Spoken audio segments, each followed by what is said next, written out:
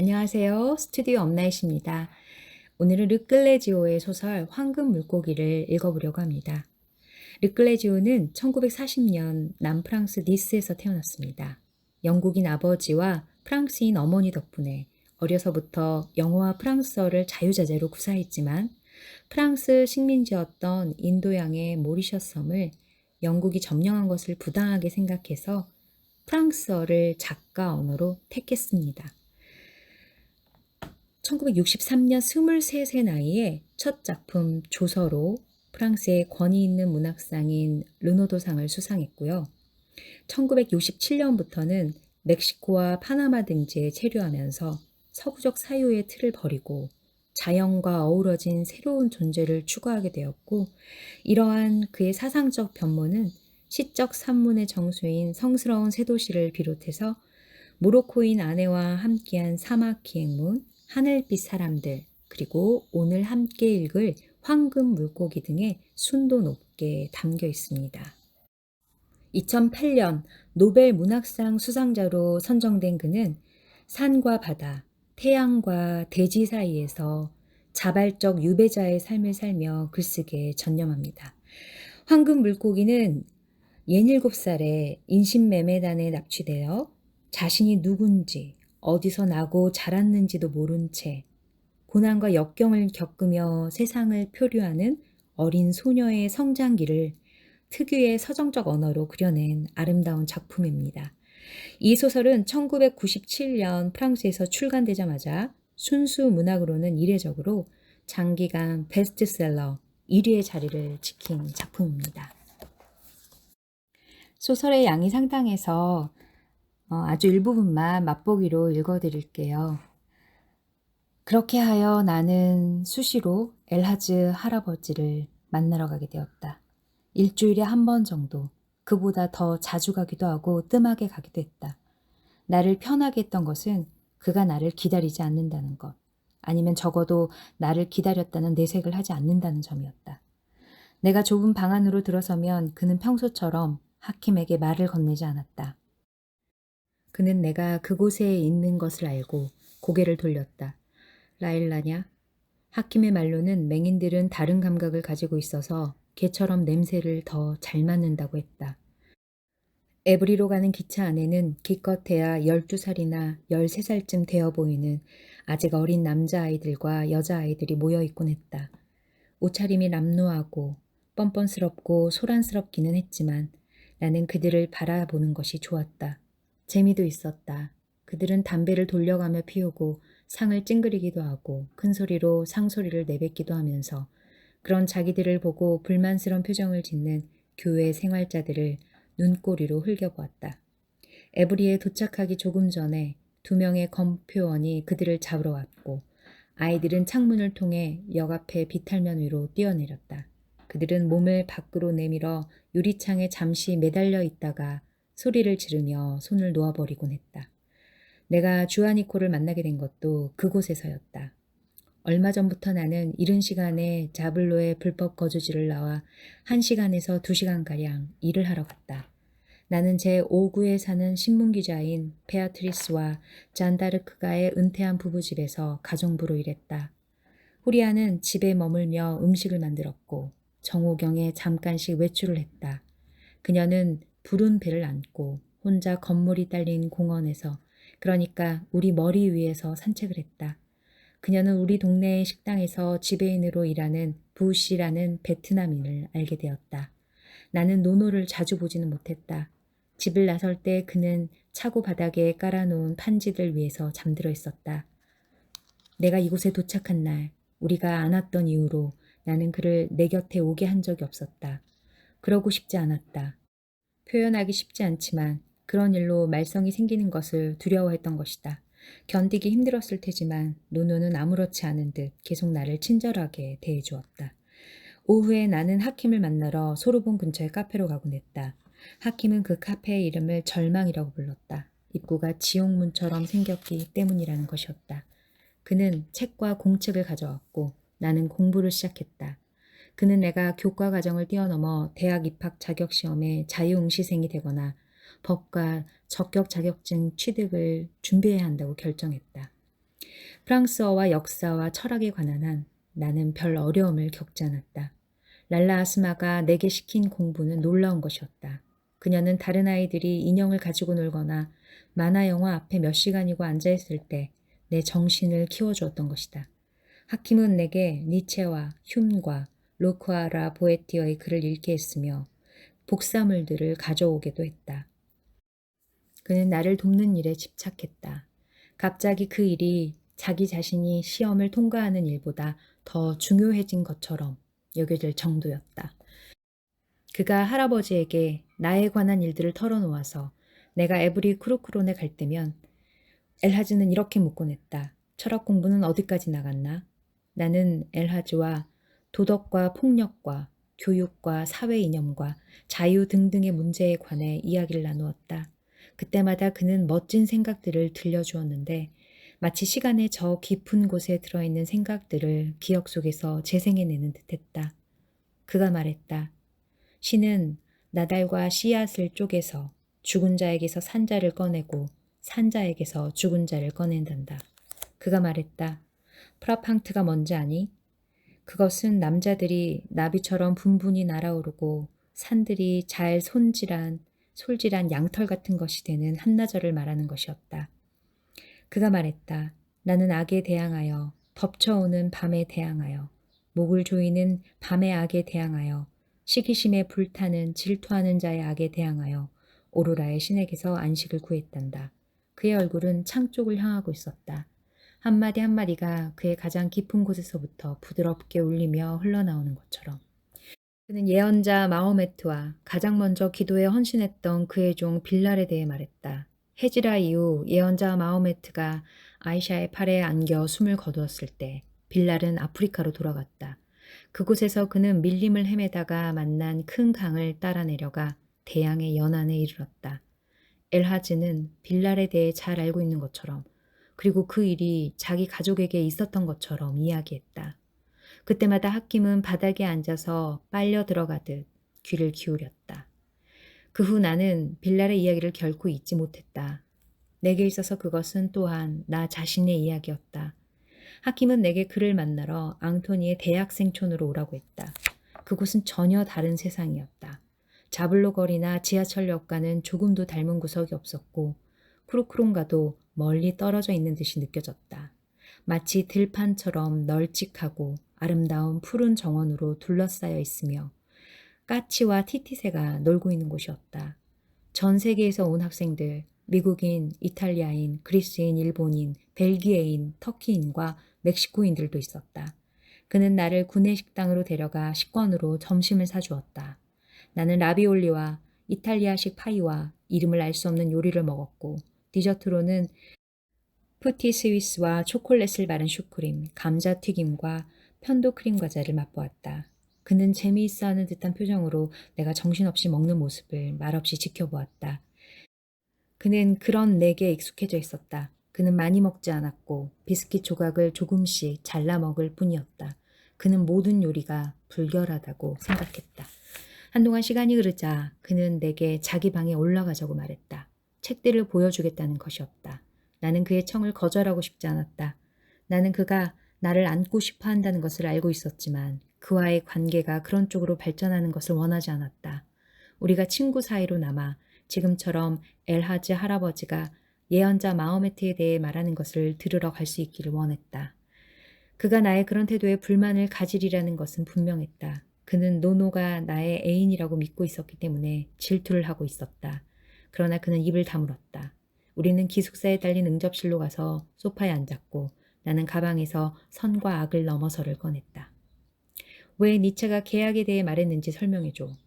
네 말에 따르면 니체는 새로운 개념을 세우지 않았고 모든 사회가 계약 위에 근거한다고 말한 건 흉이잖아. 그는 안경을 너머로 나를 바라보았다. 턱수염을 기르고 쇠퇴 안경을 걸친 그는 강인한 인상을 주었다.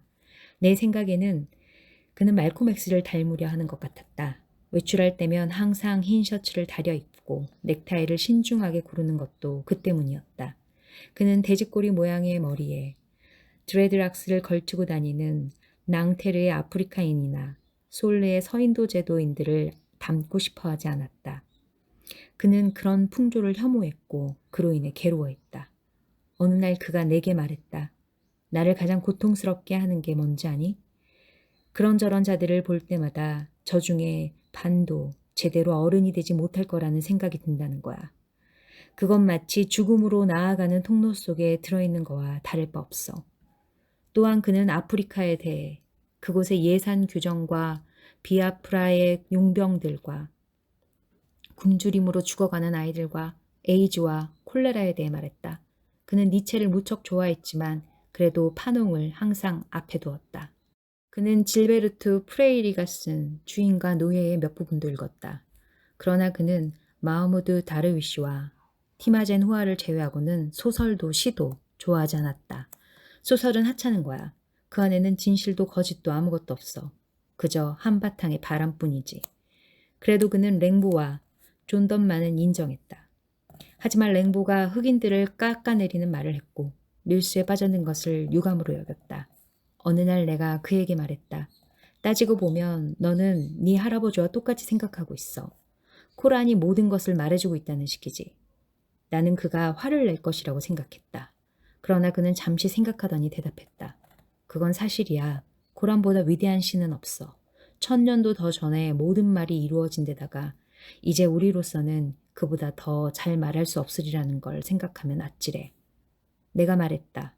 그렇다고 더 못할 수도 없는 거 아니겠어? 그는 얼떨떨한 얼굴로 나를 바라보았다. 아마도 그는 내가 한 말을 이해할 수 없는 듯했다. 나는 이중의 삶을 살고 있었다. 낮에는 후리아와 함께 지내고 여기자의 집에서 일하고 중국인 구역에 가서 장을 보았다. 사람들은 모두 나를 착한 여자라고 생각했다. 나는 때로 바르베스에 있는 권투도장에 가서 노노가 훈련하는 모습을 지켜보곤 했다. 그리고 나서 소르본이나 아사거리 근처에서 하킴을 만났다. 그는 동료 학생들에게 나를 소개하며 자랑스러워했다. 얘는 라일라야, 독학생이지.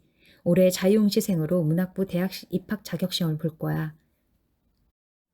밤이면 모든 것이 달라졌다. 나는 한 마리의 바퀴벌레가 되었다.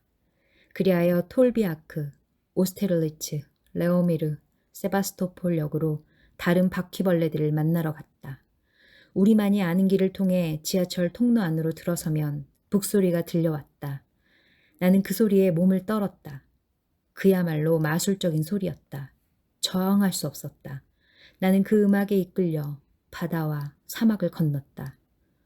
아프리카인들은 주로 바스티유나 생폴역에 있었고 서인도 제도인들은 레오미르 세바스토폴역에 모였다. 그러나 간간히 시몬 같은 여자도 있었다. 그녀에 대해 말해준 사람은 노노였다. 통로에는 사람들이 많았지만 나는 그들 사이를 비집고 맨 앞줄로 나아갔다. 그녀는 키가 크고 피부가 아주 까맸으며 얼굴은 약간 길고 눈은 활처럼 휜 모양이었다. 머리에는 붉은 헝겊으로 만든 터번 모양의 모자를 썼고 진한 붉은색의 긴 드레스를 입고 있었다. 나는 그녀가 이집트인을 닮았다고 생각했다. 노노가 말했다. 저 여자는 시몬이야. 아이틴이지. 그녀의 낮고 울림이 풍부하고 뜨거운 목소리는 내 속으로, 내 뱃속까지 스며들었다. 그녀는 아프리카 단어가 섞인 크레올로어로 노래했다. 아이티 섬에서 사람이 죽었을 때 주민들이 부르는 것으로 바다 건너로 돌아가는 여행에 관한 노래였다. 그녀는 선 채 거의 움직이지 않고 노래 부르다가 갑자기 엉덩이를 두드리며 빙글빙글 돌기 시작했고 그러면 넓은 옷자락이 그녀의 몸을 감싼 채 펄럭거렸다. 그녀가 너무 아름다워서 나는 숨이 막힐 것 같았다. 어느 날 저녁 그녀가 내게 말을 걸었다. 경찰 단속이 있어서 사람들이 뿔뿔이 흩어진 날이었다. 그녀와 나는 여간의 긴 복도 끝에서 만났다. 우리 둘뿐이었다. 우리는 그곳을 떠야 했다. 나는 그녀에게 차표를 주고 함께 플라스 디탈리 방향으로 가는 지하철에 올랐다. 그녀는 보조의자에 나는 그 곁에 앉았다. 지저분한 지하철 객차 안에서 눈꺼풀이 도톰하고 아랫입술이 야무지고 뺨이 넓고 매끄러운 그녀는 공주님처럼 보였다. 그녀는 내게 어디서 왔느냐고 물었다. 나로서는 이유도 알 수 없는 노릇이지만 나는 그 누구에게도 노노나 마리엘렌이나 하킴에게도 하지 않은 이야기를 그녀에게 털어놓았다. 어디에서 왔는지 모르며 어느 날 밤에 사람들이 나를 잡아다가 초승달 모양의 귀고리 한 쌍과 함께 팔아버렸다는 사실을 밝힌 것이다. 그녀는 물끄러미 나를 바라보더니 미소를 지었다. 아마도 내 말이 가슴을 울렸던 모양이었다. 그녀는 내 손을 잡았다. 그녀의 손은 크고 뜨거웠으며 힘이 잔뜩 들어가 있었다. 그녀가 말했다. 너도 나와 같은 신세구나, 라엘라. 우리는 우리가 누구인지 몰라. 우리 몸이 우리 것이 아닌 거야. 지나치는 역의 불빛이 그녀의 얼굴을 스쳐 송진처럼 투명한 갈색 눈동자를 비추는 광경을 지켜보며 흔들리는 객차 안에서 그런 말을 들으니 기분이 이상했다. 그녀는 나를 자기 집으로 데려갔다. 그녀는 비트오까유라는 묘한 이름의 좁은 거리에 있는 자그마한 뜰이 달린 작은 집에 살고 있었다. 그녀는 그곳에서 남자친구인 키가 무척 크고 마르고 멋쟁이인 IT 출신 의사와 다른 사람들, 몇몇 IT 사람들과 도미니카 공화국 사람들과 동거하고 있었다. 그들은 내가 알아들을 수 없는 부드러우면서도 빠른 언어로 이야기했다. 시몬이 없었다면 나는 곧 그 집을 나왔을 것이다. 그들은 나를 두렵게 했다. 특히 시몬의 남자친구인 마르시알 주아웨는 내 영혼을 읽으려는 듯이 뚫어지게 나를 바라보았다. 백인도 몇 명 있었다. 그들 중에 나이가 지긋하고 자신을 예술 비평가라고 밝힌 한 남자는 들라예 씨와 비슷하게 생겼으며 여자들은 아프리카식 옷차림에 하킴이 파는 싸구려 장신구와 흡사한 묵직한 목걸이를 걸고 있었다. 담배와 해시시의 연기가 둔중한 소용돌이를 이루며 조명 등의 빗줄기를 휘감으면서 도처에서 바닥과 심지어 창문에서도 울려나오는 것 같은 느린 가락의 음악을 뒤따랐다. 아무도 내게 관심을 기울이지 않았다.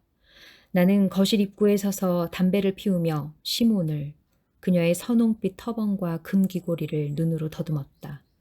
예술비 평가가 내게로 와서 낮은 목소리로 뭐라고 했다. 내가 알아듣지 못하자 그는 몸을 굽혀 내 귀에 대고 다시 말했다. 저 여자는 정말 멋져. 아마도 그렇게 말했던 것 같다.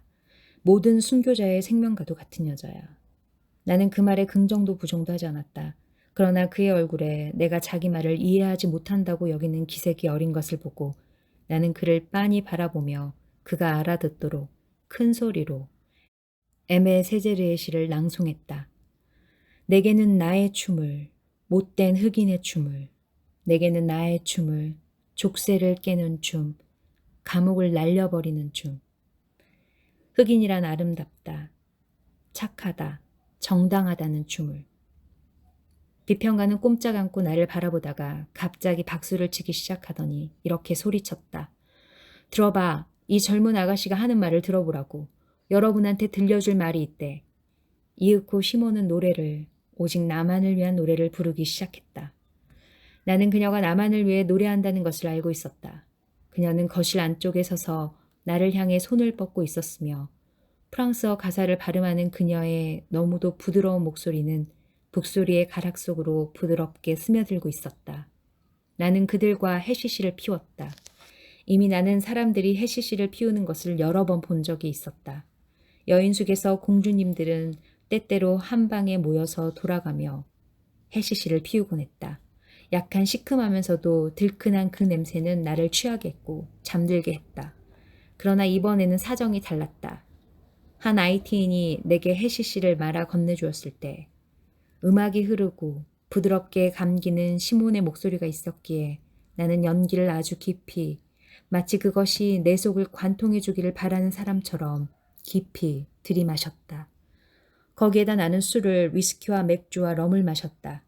지금도 그때 내가 결코 멈출 수 없었던 것을 기억한다. 당연히 나는 금세 만취해버렸다. 의식을 잃은 것은 아니었지만 영화에서 간혹 그러는 것처럼 정말로 취기에 흠뻑 젖어 있었다. 나는 시몬 앞에 서서 그녀를 따라 노래 불렀고 그녀가 읊조리는 가사를 되풀이하며 춤을 췄다. 나는 취해 있었지만 정신만은 말짱했다. 오히려 모든 것이 너무도 선명해졌다. 나는 작은 북들이 내는 박자에 맞춰 시몬이 부르는 노래의 가사를 들리는 대로 따라 불렀다. 나는 내 심장에서 내 핏속으로 울려나오는 마을의 소리를 듣네. 우리 모두는 멀리 바다를 잃어버리고 만제, 테, 파스, 페 이곳에서 노예로 지진이 일어나는 것처럼 세상이 진동하고 내 눈앞에서 벽들이 물결치고 사람들의 윤곽이 풀려나갔으며 시몬이 두른 선홍빛 터번이 점점 커지더니 온 방안을 가득 채웠다. 의사인 주아웨가 나를 보살펴 주었다.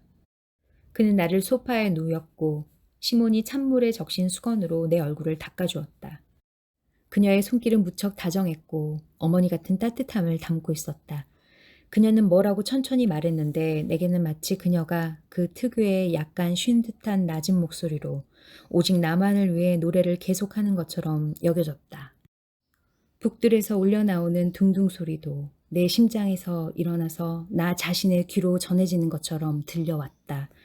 사람들은 이윽고 하나둘 떠나갔다. 아마도 내가 말썽이라도 일으키지 않을까 걱정스러웠던 모양이었다. 그들은 사회적으로 지위가 높은 사람들, 예술 비평가, 영화 관계자, 정치가들이었다. 항상 먼저 자리를 뜨는 사람들은 바로 그런 사람들이었다. 시몬과 그의 남자친구는 약간 언쟁을 벌였다.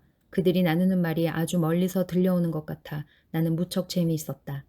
나는 마치 내 몸 위에 둥둥 떠 있고 그들은 나 아닌 어떤 다른 사람 앞에서 말하고 있는 것 같았다. 그러다가 그들은 나를 소파에 내버려둔 채 안으로 들어갔다. 곧이어 의사의 낮은 목소리에 뒤이어 시몬이 외치는 소리가 들려왔다. 처음에는 그가 시몬을 때리거나 아니면 고통을 주는 듯 했는데 점차 그녀가 규칙적으로 신음을 내기 시작했고 그제야 비로소 나는 그들이 사랑을 나누고 있다는 것을 알았다. 나는 소파 위에서 열에 들떠 몸을 떨었다. 얼마 후 나는 토할 것 같아 자리에서 일어나 의자들을 넘어뜨리며 비틀비틀 부엌으로 갔다. 그곳에는 2명의 IT인이 남아서 계속 술을 마시고 있었다. 그들은 내 상태가 심상치 않다고 판단하고 의사를 불러왔다. 내 귓전에 그들이 크레오러로 말하는 소리가 들렸다. 마르샬 주아웨가 말했다. 아무래도 미성년자인 것 같아. 집에 데려다주는 편이 낫겠어. 그가 여기저기에 전화를 거는 것 같더니 마침내 하킴과 연결이 되었다. 그렇게 하여 그는 자블로 거리에 있는 차고의 주소를 알아냈다. 그때 나는 세상이란 참으로 좁아서 실만 제대로 끌어당기면 모든 것이 끌려온다는 것. 이를테면 누구든 어떤 일에 관련되면 서로 한 동아리를 이루게 되고 그들이 다른 사람들을 끌어들이게 되며 노노와 나같이 그들과 무관한 사람들도 예외가 아니라는 사실을 깨달았다. 시몬의 남자친구가 전화를 하는 동안 나는 내내 그런 생각을 하고 있었다. 내 머릿속은 부글부글 끓고 있었다. 그런 와중에도 나는 몹시 걱정스러워하는 기색이 담긴 시몬의 얼굴과 암소처럼 커다란 그녀의 눈을 바라보고 있었는데 그때 문득 나는 왜 그녀가 우리 둘이 서로 닮았으며 둘 다 자신의 육체를 가지지 못한 존재라고 했는지 짐작할 수 있었다. 그것은 우리가 뭔가 진정으로 원한 적이 없고 항상 타인이 우리의 운명을 결정했기 때문이었다. 그녀는 그 작은 집에 남았고 마르시알과 한 남자가 나를 자동차에 싣고 그곳을 떠났다. 밖에는 비가 내리고 있었다. 거리의 어두운 포장도로의 고인물이 빛을 받아 어른거렸다. 자동차는 적막하고 텅 빈 거리를 달렸다. 그들은 야간에 문을 여는 약국을 찾는 것 같았다. 의사는 내게 주려고 프레페랑 물약이던가 여하튼 그런 류의 약을 사왔다. 그들은 나를 문 앞에 길 위에 내려놓았다. 나를 차에서 내리게 하고 차고 문에 기대고 앉게 한 것이다. 마르시알 주아에는 잠시 조용히 나를 바라보았다. 의사의 친구가 크레오로로 뭐라고 한마디 했다. 나는 그 말을 흘려버렸다. 어쩌면 자바어였는지도 모른다. 이윽고 그들은 떠났고 2개의 붉은 등이 길 모퉁이를 돌아 사라졌다. 네. 2008년 노벨 문학상 수상작가 르클레지오의 대표작 황금 물고기 중에서 일부를 읽어드렸습니다. 특유의 서정적 언어로 아름답게 그려낸 한 소녀의 눈부신 성장기. 관심 있으신 분들은 황금 물고기 구입해서 읽어보시길 권해드립니다. 수많은 다양성이 존재하는 이 세계 속에서 자기를 찾기 위한 모험, 그런 황금 물고기의 여정 같은 이야기를 읽고 싶었습니다. 다음 시간에 또 좋은 책으로 찾아뵐게요. 스튜디오 업나잇과 함께 해주셔서 감사합니다.